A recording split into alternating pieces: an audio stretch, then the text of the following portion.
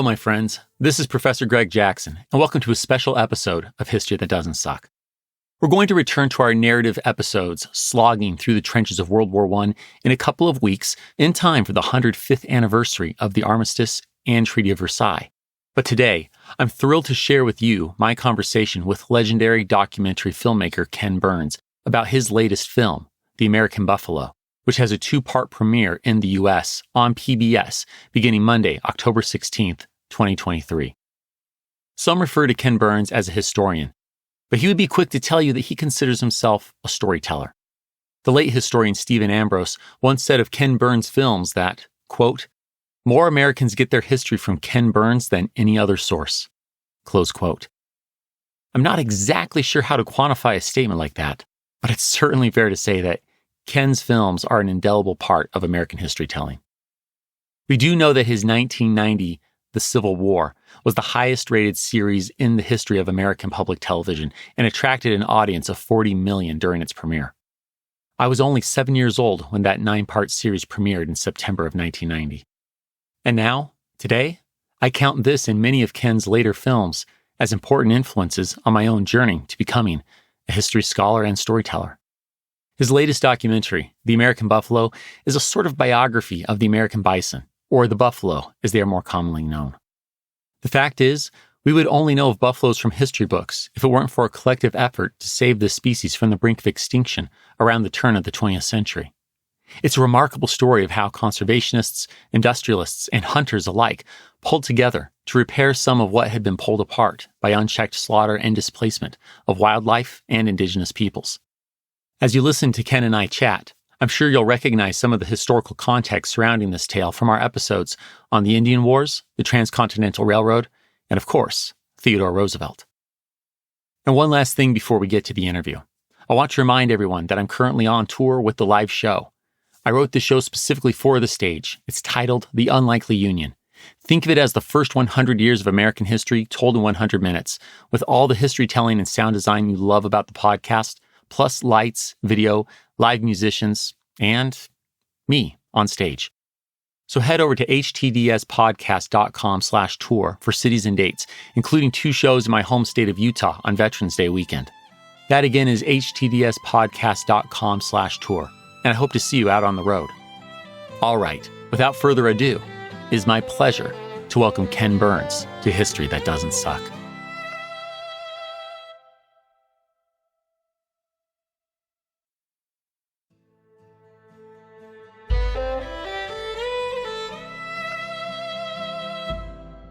Ken Burns, so pleased to have you with me here today. Thank you so much for coming on the show. Thank you, Greg. It's a pleasure. You've made so many iconic films I grew up watching, still enjoy very much with my own kids, from the Civil War to the Brooklyn Bridge, the Roosevelts, and now it's The American Buffalo. I'd love to just hear why The American Buffalo. What's taking you in this direction for this one? Well, it's interesting. We've been thinking about this for literally decades. In fact, the other day after we locked the picture, we were hunting through the archives and stumbled across an old, very well-developed proposal from the mid-90s about doing a standalone story of the buffalo, kind of first biography amidst, a couple dozen biographies that are in our portfolio, the first biography of an animal. We touched on it in our mid-90s series on the history of the West. Obviously, the buffalo figured prominently on the observations of Lewis and Clark in that 1997 film. In our history of the national parks, it was an even bigger role, including some scenes that we've sort of resurrected to play in this new one. We wanted to tell the story of an animal because we knew that it would bring with it the story of the people who for 10 to 12,000 years are intimately connected with the life of the buffalo. That is to say, indigenous people, Native Americans, and also in the last couple hundred years, the white Europeans and then later the Americans who overspread the continent without a regard for those people and with the idea of decimating the buffalo, obviously following sort of market demands, but knowing that there was another added benefit, I say that in quotes, in that if you destroy the buffalo, you destroy the Indian, and that you made it more easier to sort of put them onto reservations and make them docile and to take over the land, which had been theirs for 600 generations, and the relationship with the buffalo for 600 generations. And it's really then becomes many more sub-stories. It's, of course, in a positive sense, a parable of de-extinction. That's a good story. The buffalo is not extinct. There were 35 million at the beginning of the 19th century in 1800. And by 1885, there were fewer than 1,000. Nobody could find any wild and free outside of Yellowstone. And maybe there were 24 there. We don't know. And the rest were in zoos or in private collections. And so this was a really perilous moment, but we brought it back from that. This is also it connects us to all the various corners of American history, particularly the most pernicious myths that we suffer from, the superficial ones about manifest destiny without ever considering the consequences. You know, it's the Marlboro Man dying of cancer. It's a very complex story. And I think it's also raises real questions about what our relationship is to the natural world. Do we wish to be utter tyrannical masters, as has been our want for the last few generations, or do we wish to have a more symbiotic relationship? And we kind of think that these two parts are the first two acts of a third act play that will be written by the rest of us. Having saved the buffalo, do we have the courage to create ecosystems large enough that they roam wild and free? So there's sort of tossing it ahead, I think, in the way that all good history does, is it describes a moment in the past, but it's speaking, because human nature doesn't change, to the present, and also perhaps describes the possibilities of a future. And this is all without any kind of didacticism. It's baked into how we like to tell stories. So I think it's a perfect project. And I have to say, Greg, finally, that I'm so glad I waited, more than 3 decades to do it, because I hope as our chops as filmmakers, as storytellers got better.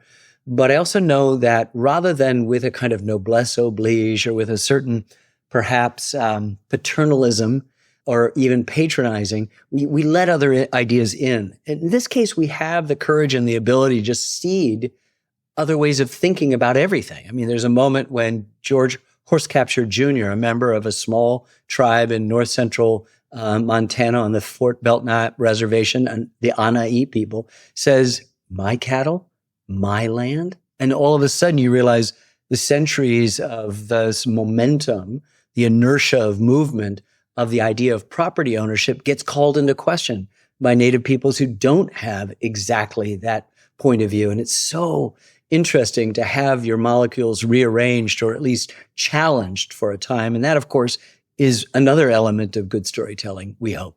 Yeah, a number of things. Said a lot of things there that take my mind several different directions at once. To kind of go back to the very start of this most recent film that you've made, it was really powerful to me, the juxtaposition that you throw out to the audience right out the gate, where you're talking about the innumerable herds of buffalo when Lewis and Clark are making their ways across the continent. And then you jump forward just in a sentence, a century later, and describe an expedition that can't find any. Right. They can't find 3 months. They search and they cannot find a single buffalo. I think that really is a very powerful way to illustrate the very point that you just made here. Well, let me put a finer point. That's part of our prologue, and it's deliberately designed to say, here are Americans, the first white Americans, going into this unknown territory, which is not unknown to other people. There are at least 30 to 40 nations in their route forwards and back. That see, as you say, countless numbers of perhaps 30 to 35 million bison. We have no idea how many, of course, but certainly those are all reasonable numbers and maybe conservative. But let's just put a finer point on it, which is this is the largest slaughter of wildlife in the history of the world, period. Right? I mean, this is not just the buffalo. The buffalo are the main victims, but we're talking about elk and grizzly and wolves and coyotes and other sort of, as the biologists say, megafauna. And what was our American Serengeti, a loud, chattering set of animals and plants in great diversity, is a kind of silent monoculture now. And so what happens in the 19th century First with the market pressures, we want their tongues. Oh no, we want their hides to create leather to drive the belts of the Industrial Revolution. Oh, we're running out of buffalo. Let's cut their head off and put them in saloons or in my trophy room. Oh, let's just take the bones, clean up the crime scene, as one of our historians says on camera, and make the most money that anybody made in the chemical industry. In fact, the largest industry in Michigan was the Detroit Carbon Works, grinding up the bones to use in various concoctions. And so you just kind of shake your head as if, the hide hunters would just strip the hide off and leave 800 pounds of meat when native peoples had used everything from the tail to the snout in every aspect of their lives. It's a great complex story with lots of figures who suddenly have hitting on the idea that the buffalo and the Native American are now our totemic symbols. We're fetishizing and romanticizing something that we've spent the last century trying to annihilate. And so there's complicated dynamics and undertow to the layers of the story, almost like a Grand Canyon of contradictions in the story of the buffalo that helps us, I believe, understand ourselves more clearly. Well, I've always appreciated the complexities that you get into when you tell stories and kind of the duality that's always a presence in American history and frankly, human history. Right. That is who we are as a species, right? Right. We are always, every generation, individual, we are capable of such goodness, generosity, and abject evil, frankly. Yeah. And good history is always going to face that painful reality. My listeners are fairly familiar with Theodore Roosevelt and his conservation efforts. They had a whole episode on that. Let's go ahead and get into some of that duality and dive a little bit deeper into the conservation aspect. What would you say within the emergence of conservation that starts really at the presidential level with Theodore Roosevelt and starts to move forward? What do you think are the big things someone should have in mind as they think about the buffalo? So what happens is the conservation movement, I think it's difficult for people now 100 years beyond it, more than 100 years beyond it, is really born from hunters, people who want to kill buffalo like Theodore Roosevelt and can't find enough to kill.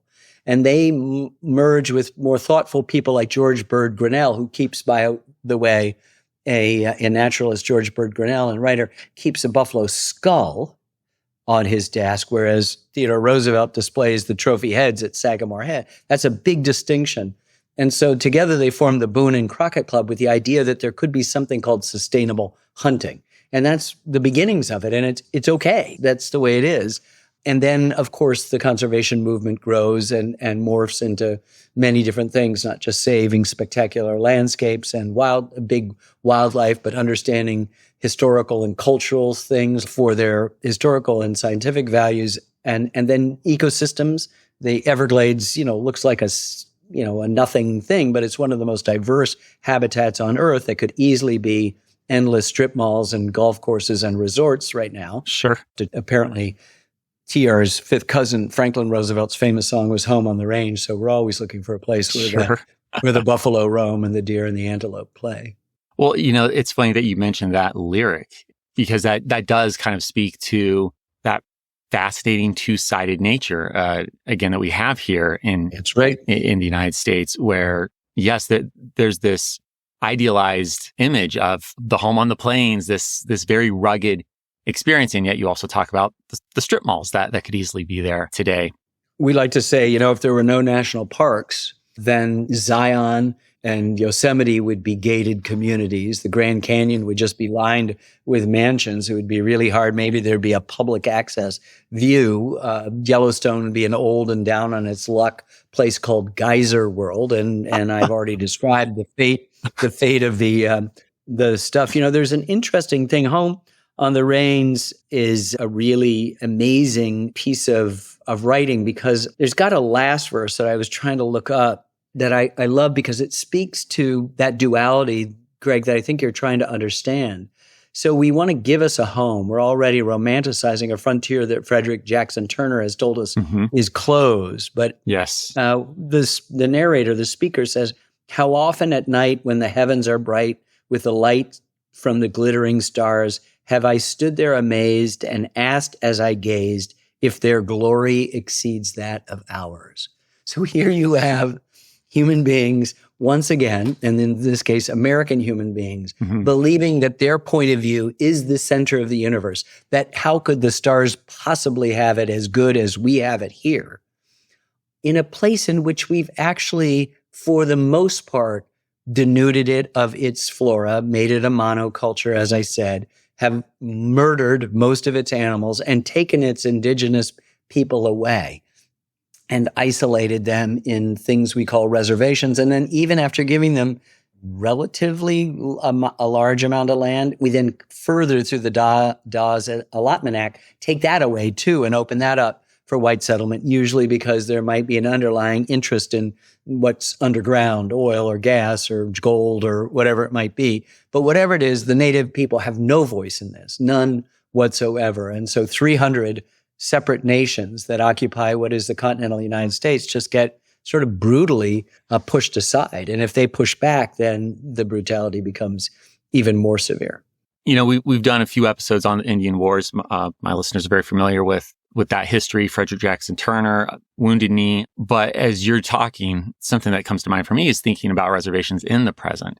I realize this is taking us perhaps a little bit outside of the American buffalo as you conceived of the film, but as you did this, and I know I saw you did an excellent job of bringing in a lot of indigenous voices, particularly when we compare it to what we're perhaps used to seeing in a documentary.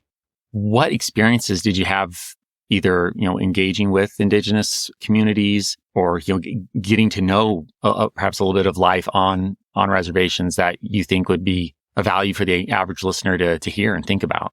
Yeah, I just think we have to understand how much more dimensional they are than whatever our conventional wisdom is. I don't know what everybody's thinking in their hearts of what they think about an Indian reservation. But a lot of it has to do with sort of wrecked cars next to, a trailer next to, with alcoholism and crime and whatever, and a kind of funny, difficult relationship with the white people that surround them and weird governance and stuff like that. We can just change a little bit about that. There are more Native Americans now than at the time of Columbus. The tribes are incredibly organized in many cases. Those problematic things like alcoholism and drug abuse and poverty do exist and are persistent and at unacceptable levels. The Vietnam War was subject of a film I made. The percentage of Native Americans who served is higher than any other group, so that these are loyal and patriotic Americans who you could give a pass, given our treatment of them, to that, but have been hugely important in all of our wars. And so you get a chance to understand that a Native population is not frozen in whatever superficial view we might have of them, but a much more complex and organic set of cultures, sets of language, sets of tradition that we are duty-bound with our better selves to honor. We're going to take a quick break, and when we come back, Ken and I talk about the art of storytelling. It's a master class you will want to hear.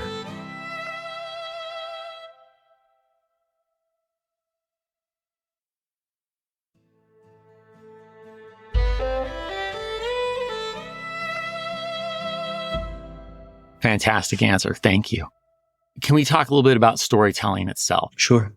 So I believe firmly that history, as complex and difficult as it can be, and sometimes does not give itself to a single narrative. In fact, often does not give itself to a single narrative. Right. Yet history is best told when it retains that human element, when it That's right. When we tell a story. Yeah. So history is mostly made up of the word story plus high, right, which is a good way to begin a story. Sure. I do understand that there was a kind of bankruptcy to old narrative, which is entirely top down. The United States was just a series of presidential administrations punctuated by wars.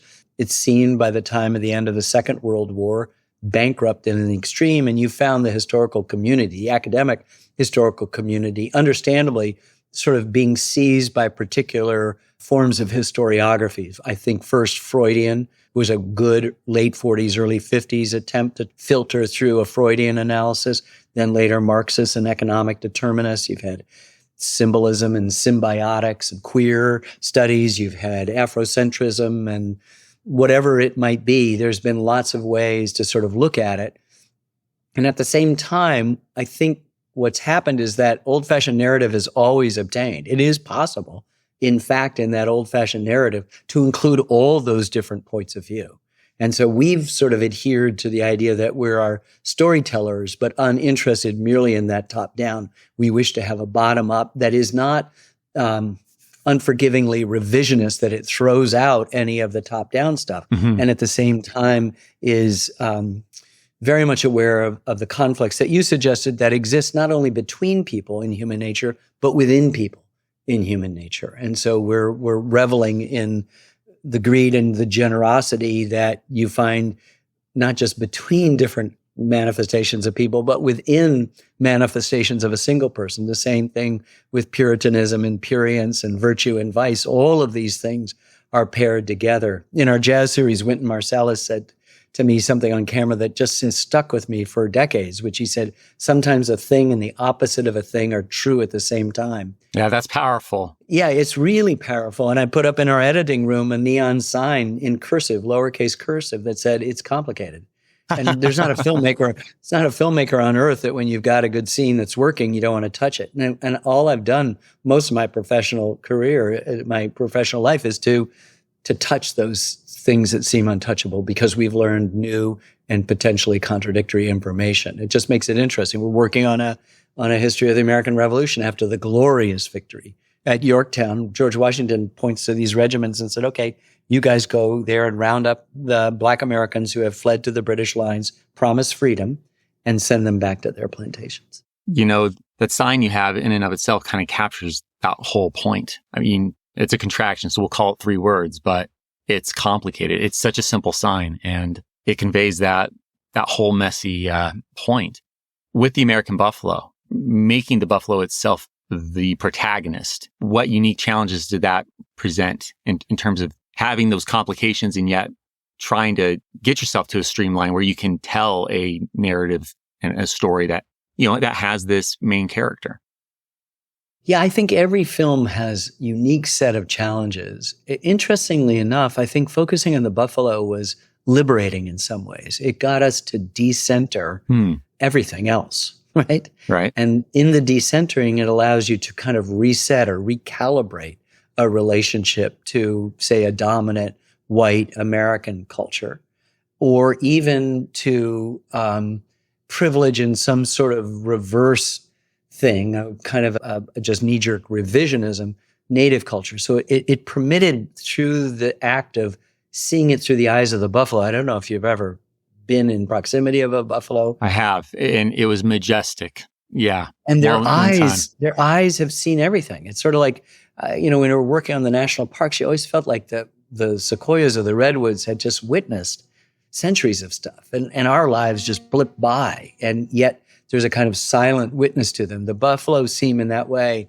kind of witnesses to all the pain and tragedy, but all the promise of what's been going on. So, and in some ways, it was liberating. Every attempt at storytelling is really, really difficult, and it's particularly true when it's based in fact, where it's history or documentary films, because you can't make stuff up. You can't conflate characters or change countries or nationalities or divide characters into more than one or condense more than one character into one, So how do you edit a human experience, which seems wild and chaotic, and try to put a shape around it while keeping a kind of moral compass and an accuracy, keeping these old 19th century things about virtue and honor intact in the storytelling? And it's, of course, incredibly difficult. And that's why we have the sign. It's complicated. Now, as you mentioned, the looking into the eyes of the buffalo, seeing the sorrow, seeing the promise,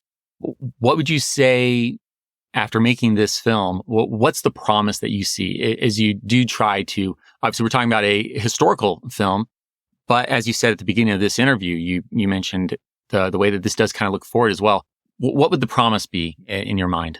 I think the promise would be that, at the beginning of our second episode where we watched The Descent, I mean, it is really Dante's Inferno.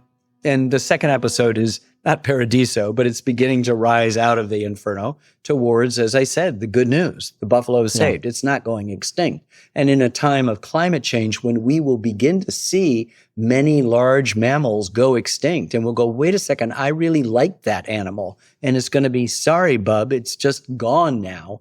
The buffalo offers a sense that human beings could do something. At the opening of that second episode, Wallace Stegner, quoting him, the great writer about the West, said, human beings are the most dangerous species on the planet.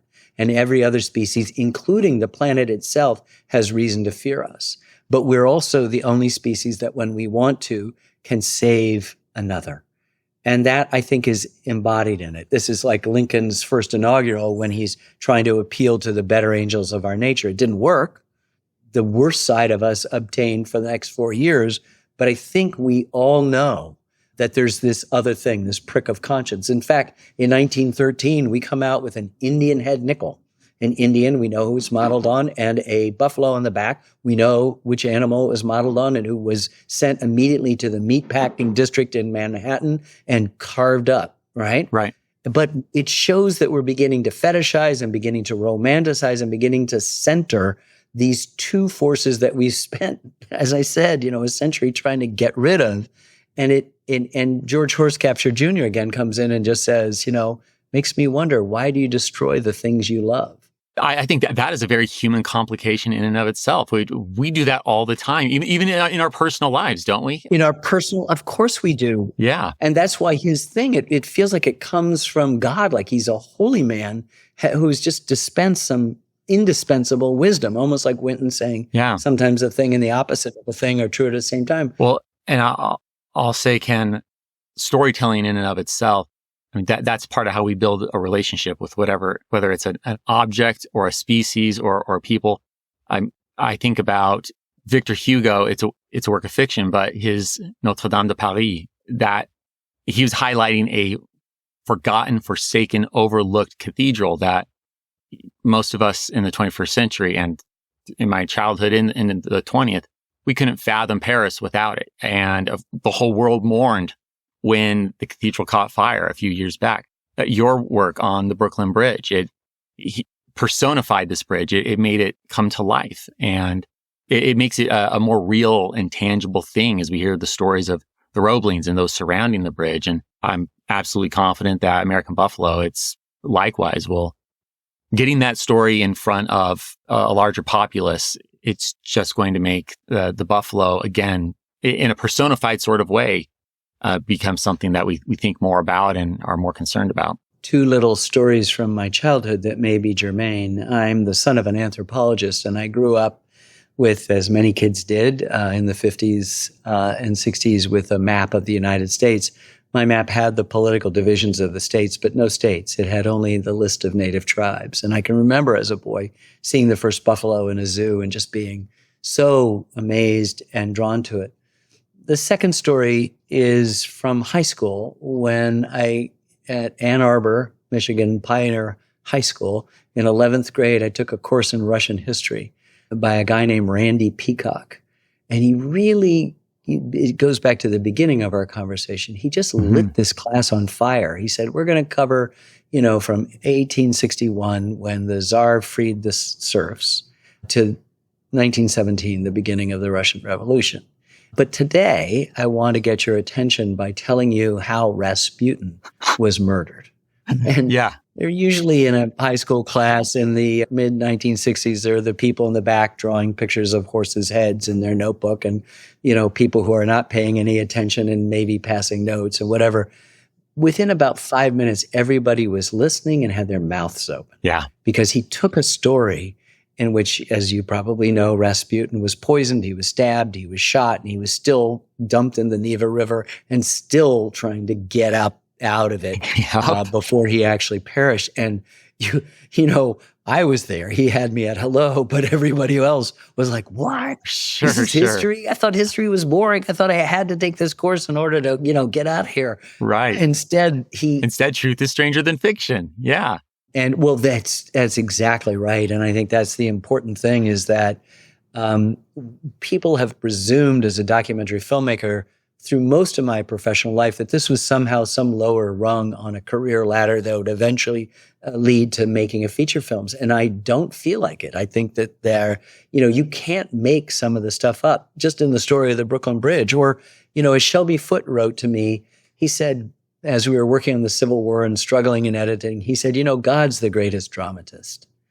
And I said, Shelby, what do you mean? Yeah. And he basically was telling me it's and then, and then, and then. So people get their knickers all tied up into a knot over Vicksburg versus Gettysburg. Do you put Vicksburg first as follow? Yep. But actually how it happens is you start with Vicksburg 1, you do Gettysburg, and when that's over, Vicksburg 2. And that's just and then, and then, and then. God's the greatest dramatist. But he then said, think about it. You win the war on Friday, and then early the next week, you figure out you have enough time to go to the theater. Yeah, that's a pretty powerful way to put it. Ken, I want to thank you so very much. It's my pleasure and honor to be able to speak to you. I've been watching your movies since I was a kid. You're part of what's taken me down the path that I'm on. So thank you very much for your time today. It's been wonderful. It's great to have a real conversation about history. I really enjoyed this. Sometimes the thing and the opposite of a thing are true at the same time. It's complicated. And that's why we tell stories. I hope you enjoyed that as much as I did. Ken Burns' latest documentary, The American Buffalo, premieres on October 16th on PBS here in the United States. And I'll be back in 2 weeks to tell you a story. History That Doesn't Suck is created and hosted by me, Greg Jackson. Special thanks to today's guest, documentary filmmaker Ken Burns. Episode produced and edited by Dawson McCraw. Production by Airship. Sound design by Molly Bach. Theme music composed by Greg Jackson. Arrangement and additional composition by Lindsey Graham of Airship. Home on the Range licensed via Pond 5. For a bibliography of all primary and secondary sources consulted in writing this episode, please visit htdspodcast.com. HTDS is supported by fans at patreon.com/history that doesn't suck. My gratitude to you kind souls providing funding to help us keep going. Thank you. And a special thanks to our patrons whose monthly gift puts them at producer status. Amanda Grimes, Art Lang, Ashley Burringer, Ben Kelly, Beth M. Christiansen, Bill Thompson, Bob Drazovich, Brad Herman, Brian Goodson, Shannon Stewart, Charles and Shirley Clendenin, Chris Mendoza, Christopher Merchant, Dave Longlinay, David and Holly Cottle, David Aubry, David DeFazio, David Rifkin, Denke, Durante Spencer, Donald Moore, Henry Brunges, James Black, Jamie Lilly, Janie McCreary, Jeffrey Moots, Jennifer Magnolia, Jessica Popick, Joe Dobis, John Fugeldougal, John Boovy, John Keller, John Oliveros, John Radlevich, John Schaefer, John Sheff, Jordan Corbett, Juliana Taper, Justin M. Spriggs, Karen Bartholomew, Kristen Kennedy, Kyle Decker, Lawrence Neubauer, Linda Cunningham, Logan Hilbrandt, Mark Ellis, Matthew Mitchell, Matthew Simmons, Melanie Jan, Michael Umbright, Natalie Brewer, Paul Goringer, Rich Miller, Rick Brown, Roberto Asenzi, Sarah Tralick, Sean Peppard, Sharon Thiessen, Sean Baines, Sue Lang, Creepy Girl, Thomas Stewart, Tisha Black, and Zach Jackson. Join me in 2 weeks, where I'd like to tell you a story.